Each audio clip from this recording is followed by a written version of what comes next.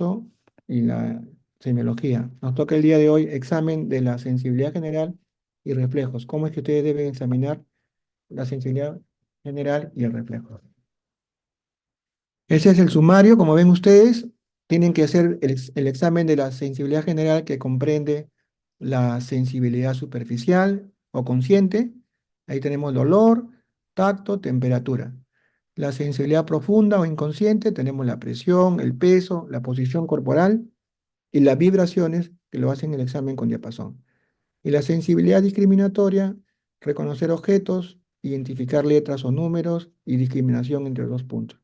También vamos a ver el valor semiológico y topográfico de las alteraciones de la sensibilidad, el nivel sensitivo a nivel medular y radicular, los síndromes sensitivos y los reflejos, profundos y superficiales.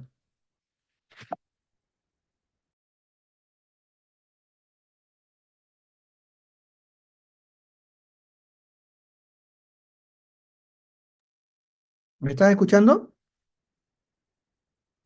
Sí, doctor. Ya, muy bien. Continuamos entonces. Examen de la sensibilidad general. Vamos a empezar. Bueno, en esta lámina que ustedes están viendo, tenemos dos partes, la izquierda y la derecha. En la derecha vamos a ver lo que es la raíz posterior y la raíz anterior. Acá están viendo la raíz posterior y la raíz anterior. ¿Qué es lo importante de esto? Que tenemos las fibras de la sensibilidad que van a llegar a la médula. Tenemos la sensibilidad interoceptiva o vegetativa. Tenemos la sensibilidad propioceptiva o profunda, que ve lo que es los sectores del músculo y esquelético. Y la sensibilidad estereoceptiva, donde vemos el tacto y la termoquesia. ¿Dónde empieza?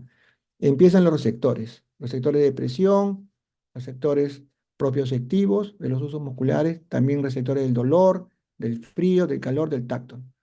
Todos estos receptores van a transmitir el impulso a través de la primera neurona sensitiva, que es la neurona que se encuentra ubicado en el ganglio de la raíz posterior.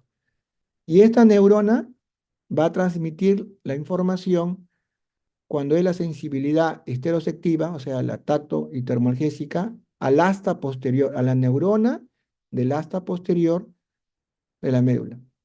¿Y qué ocurre acá? Acá hay una decusación. Se va al lado contralateral medular y por ahí sube. ¿Por dónde sube? Por los dos haces, el espinotalámico dorsal y el espinotalámico ventral. Entonces, el espinotalámico ventral es el tacto y el dorsal tenemos la temperatura y el dolor. Eso es en cuanto a la sensibilidad estereoceptiva. En cuanto a la sensibilidad profunda o propioceptiva, vemos que igual viene la información de los receptores, de los músculos, del tendón, etcétera, pasa al ganglio de la raíz posterior, que es la primera neurona sensitiva, y llega a la médula, pero ya no ingresa al asta posterior. Esta no es su segunda neurona. Asciende por el fascículo de Burdach y de Gol. ¿Hacia dónde? Hacia la segunda neurona, que se encuentra en la parte más baja del bulbo raquídeo, a los núcleos de cuneiforme y gracil. Y ahí se decusan. Ahora vamos a ver eso más adelante. No abajo, no en la médula, sino cerca, en la parte inferior del bulbo. Entonces, la sensibilidad profunda, su segunda neurona queda en el bulbo, por la parte inferior del bulbo, y de la sensibilidad esteroceptiva se encuentra en el asta posterior de la médula. Muy bien.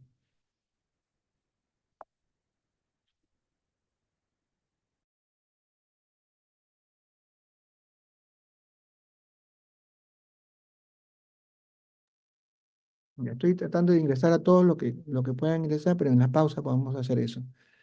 Bueno, para que puedan entender, para hacer el examen de sensibilidad general, tienen que entender las vías sensitivas cerebrales. La primera neurona, la segunda neurona, la tercera neurona sensitiva. Y ya hemos visto en el anterior imagen la primera y segunda neurona. Vimos que cuando es la sensibilidad estereoceptiva, su segunda neurona está en la asta posterior de la médula y se decusa al lado contralateral. Y cuando es la sensibilidad profunda, no se decusa, llega hasta el bulbo y acá es su segunda neurona. Núcleo de cuneiforme y núcleo de gracil. o núcleo de Gol y de Bursa, como quieran llamarlo. ¿Va por dónde? Por el cordón posterior de la médula, ¿no? En cambio, el táctil y termoalgésico van por el cordón lateral, ¿no? Por el ácido espinotalámico. Muy bien, ambos, ya cruzados, ambos van a través del disco interno y llegan a la tercera neurona, que está en el tálamo, en el núcleo ventrolateral posterior, ¿no? Acá está. Y de aquí sale ya la conexión con la corteza cerebral, ¿no? La neurona de tercera orden se le dice, ¿no? Entonces, como ven ustedes, prácticamente tenemos cuatro neuronas en todo lo que es la vía sensitiva, ¿no? La primera neurona que está en ganglio de la raíz posterior, la segunda neurona que está en el asta posterior de la médula espinal y en los núcleos de Gol y de Burdes o cuneiforme y gracil. La tercera neurona que está en el tálamo y la cuarta, se podría decir, en la corteza parietal. Entonces, esta sensibilidad consciente se representa como llamado homúnculo sematosensorio en la corteza cerebral. Y como ven ustedes, hay figuras grotescas ahí, feas, que dicen la cantidad de neuronas o la extensión para la sensibilidad de esas zonas. No tiene que ver nada con la forma del cuerpo que conocemos, sino vemos que en un lado el pie, la cadera, la mano, los dedos o la cara, ¿no? Etcétera, inclusive la lengua, ¿no? Y la faringe están representados ahí en como una gran importancia, ¿no? Bastantes neuronas de sensibilidad para esas zonas.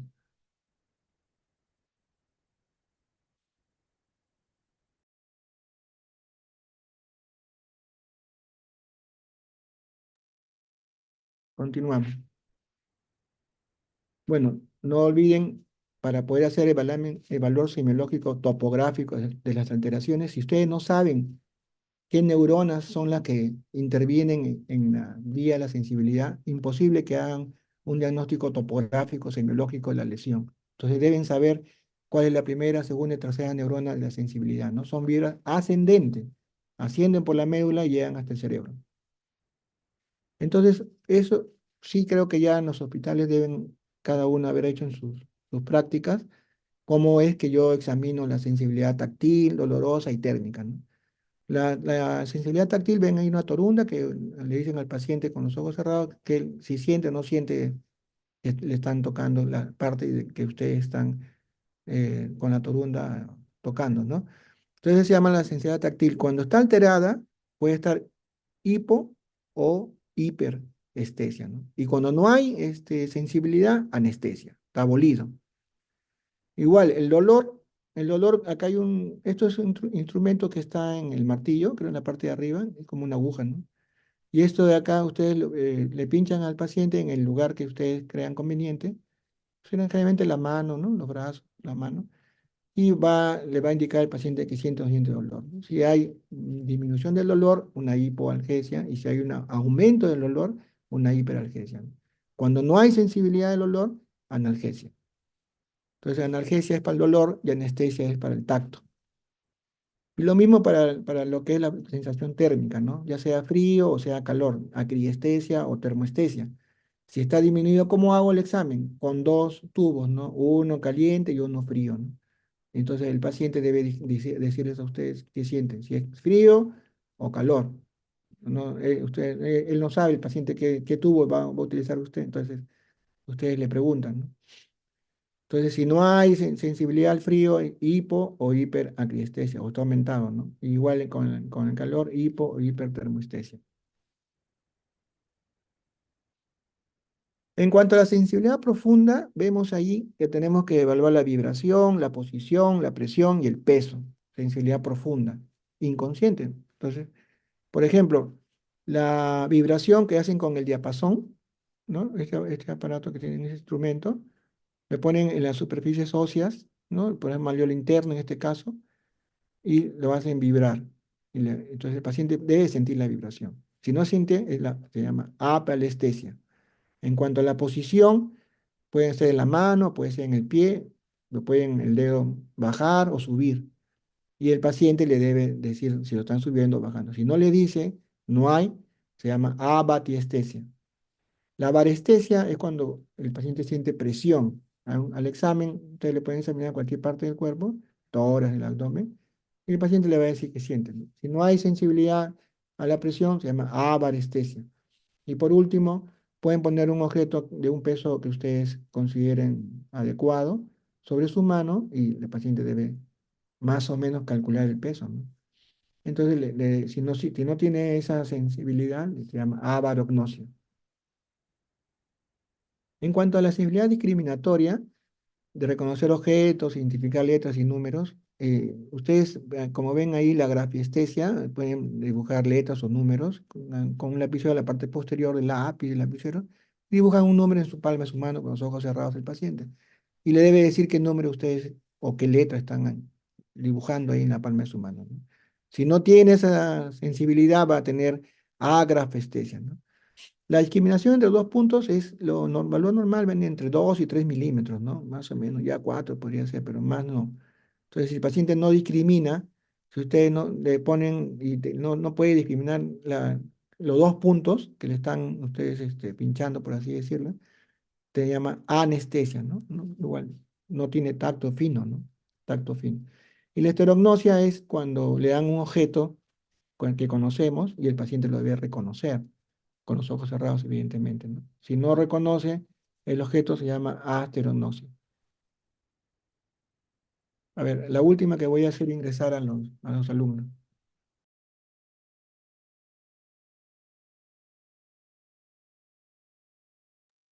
Ah, doctor, disculpe, ya no puede ingresar más porque sale que es un máximo de 100. Ah, ya, perfecto. Está muy bien, mejor, mejor todavía. Me alegro que hayan venido todos. Muy bien. Los que no han podido ingresar, entonces ya me imagino que verán Así el podría video. grabar. ¿No le sale la opción de grabar? Sí, si no, ya se lo paso al delegado y le pueden ustedes. Recording in progress. Ya, muy bien. Seguimos.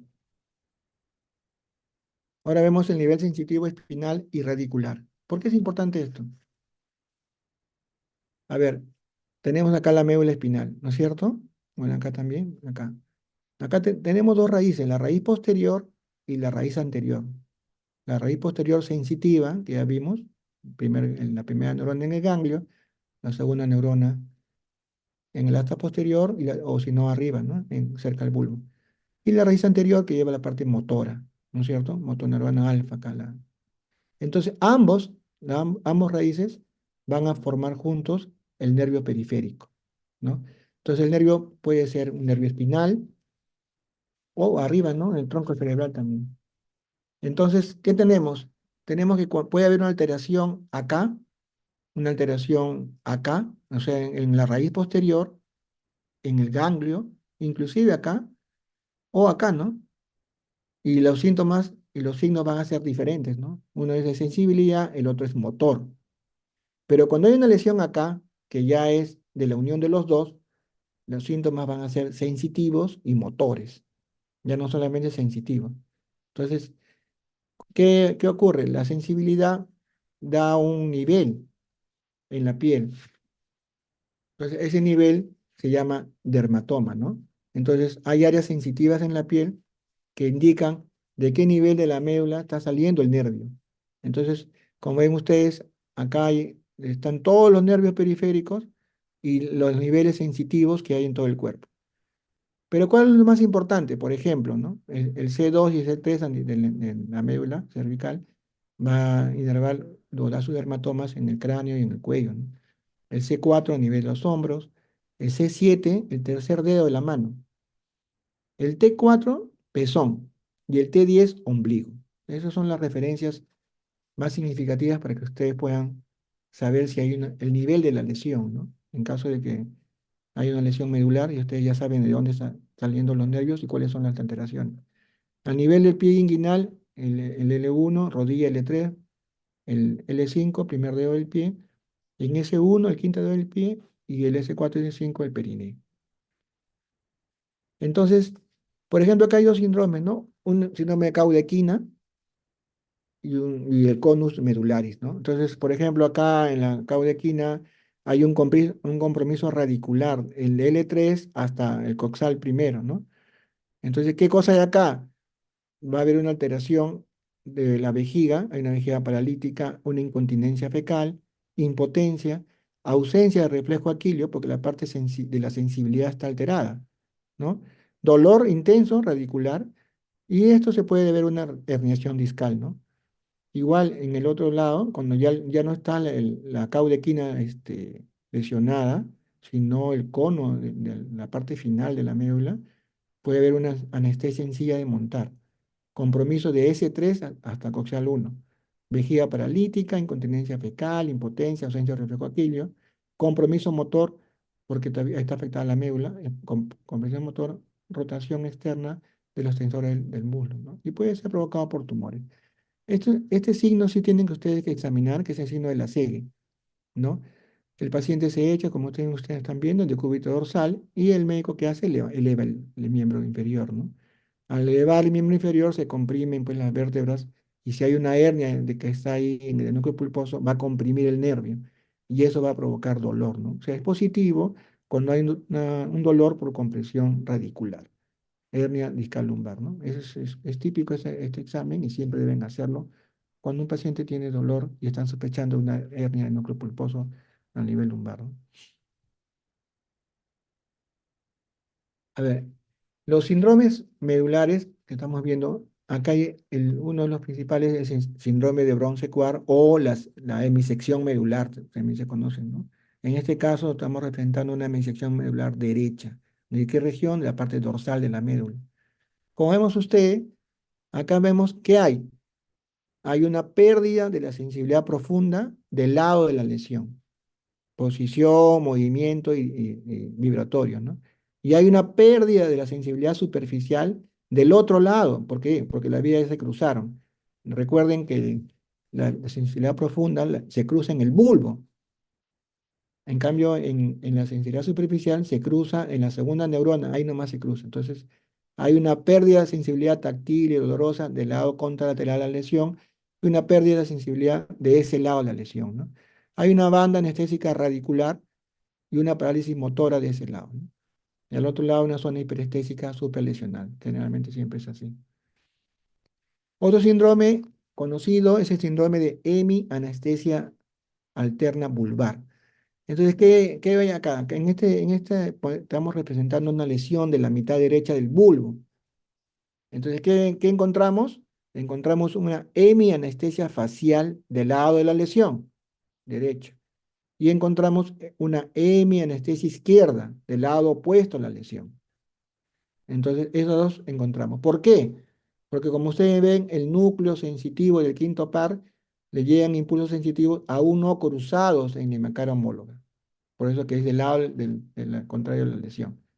Y las vías ya cruzadas de la sensibilidad táctil y la profunda proceden de la médula. Entonces, esas vías son contralaterales a la lesión. El síndrome de hemianestesia cruzada total pontina. Lesión de la mitad derecha de la protuberancia. Acá que encontramos una hemianestesia ya total, ¿no? Cruzada. ¿Por qué? Porque se están ya las dos fibras de la sensibilidad profunda y la táctil y termoalgésica ya se cruzaron, ¿no? En el bulbo se cruza la profunda. Entonces la protuberancia está por encima del bulbo. Entonces hay una lesión de ahí, ya los dos se han cruzado. Por eso que la mitad del lado opuesto a la lesión es que pierde la sensibilidad, ¿no? Tanto profunda como superficial. El síndrome de siringomielia es un síndrome disociativo asociado, ¿no? Una lesión generalmente en la cavidad de la médula, generalmente central. ¿Y qué cosa hay? Hay una disociación. ¿Por qué? Porque la sensibilidad profunda se conserva. Ambos, el núcleo de Gol y Burdas, los fascículos, no están comprometidos. La sensibilidad profunda no se afecta. Pero como es lateral y ventral, sí se afecta la sensibilidad térmica y dolorosa, ¿no? Entonces, en este caso es una lesión, ¿no? que vemos acá que hay pérdida del dolor y de temperatura sin afección de la propia sección. Pero puede haber también una lesión que sea más grande. Ahí sí puede, inclusive puede lesionar la motoneurona anterior y puede haber lesión de estas neuronas, habiendo lesión motora, ¿no? Y también puede haber lesión de astas laterales, ¿no? Como T1, T2, provocando síndrome de Horner.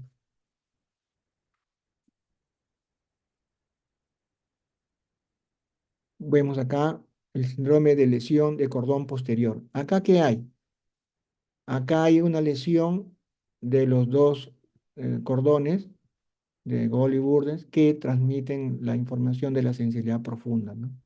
Entonces hay una lesión, ¿qué cosa hay? Pérdida del tacto discriminativo, no se olviden que es profunda, y vibrating, y sentido de la posición, ¿no? Palestesia, batestesia y epicrítico, ¿no? Entonces, ¿cómo se manifiesta esta pérdida? Va a ver por debajo de la lesión, no hay sensibilidad profunda, ¿no? Por debajo de la lesión. Puede haber una ataxia sensitiva, una marcha así con los pies abiertos, como si el paciente se fuera a caer, de costado camina. Y el signo de Romberg, que es positivo, paciente de cúbito parado, con los pies juntos, y se cae hacia un costado, ¿no? Generalmente hacia el lado de la lesión.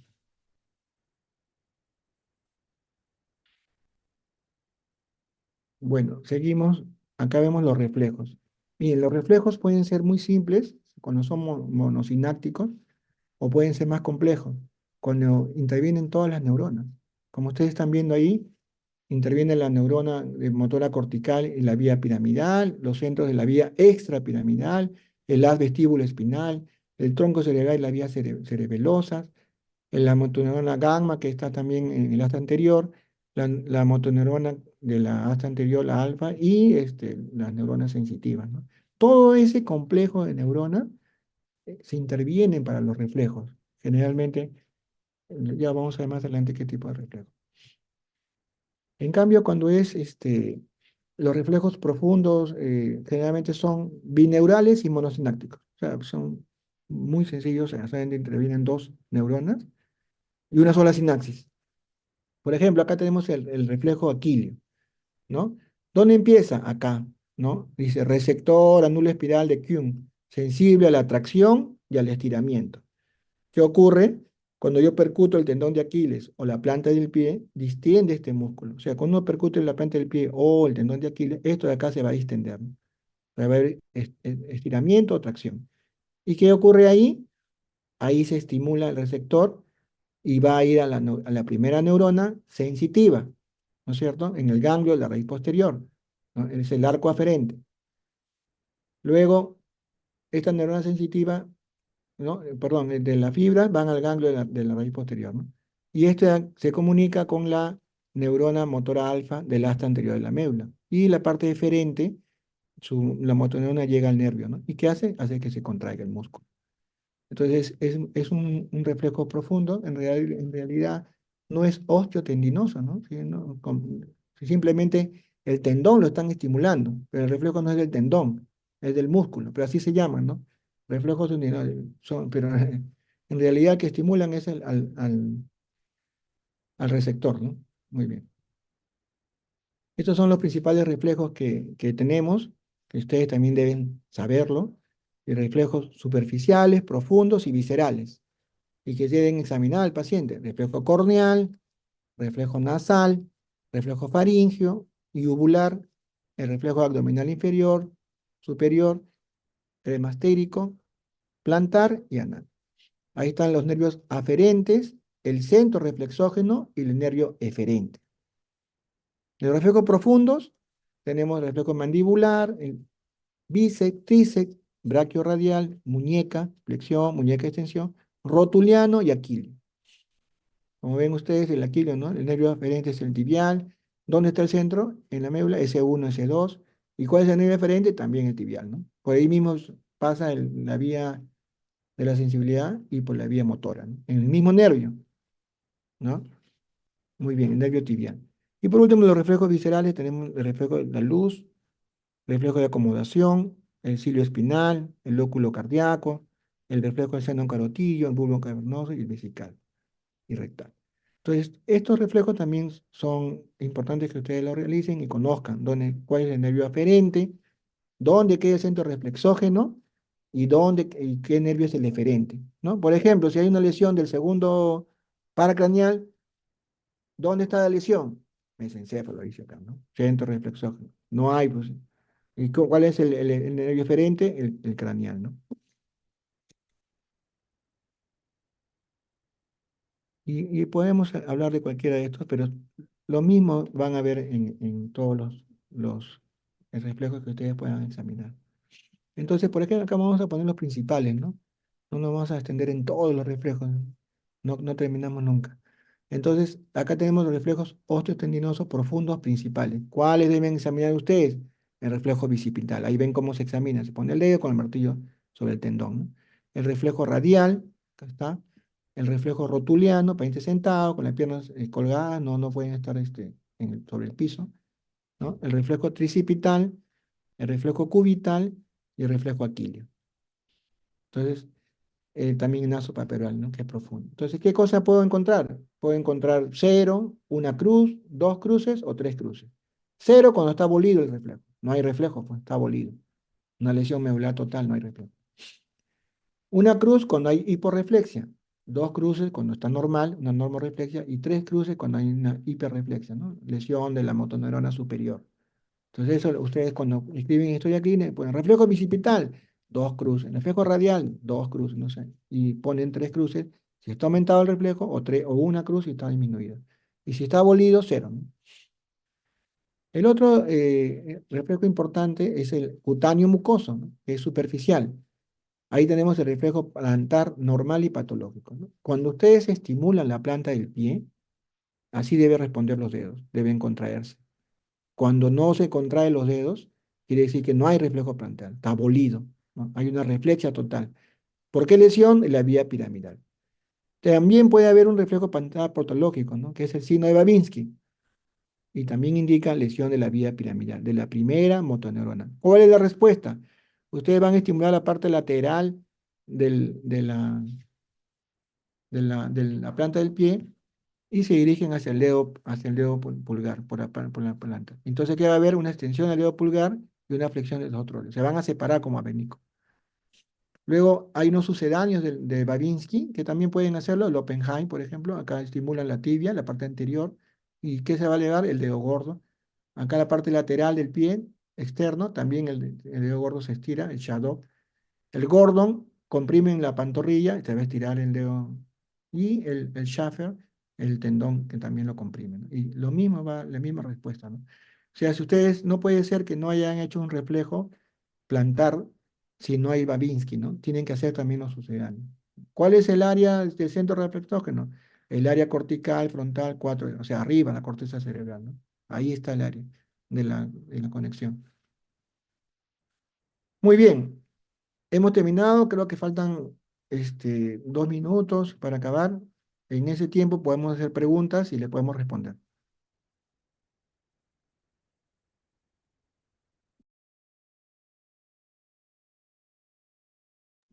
Bueno, si no tienen Doctor, preguntas, a ver, ¿me quedan cuántos una, minutos?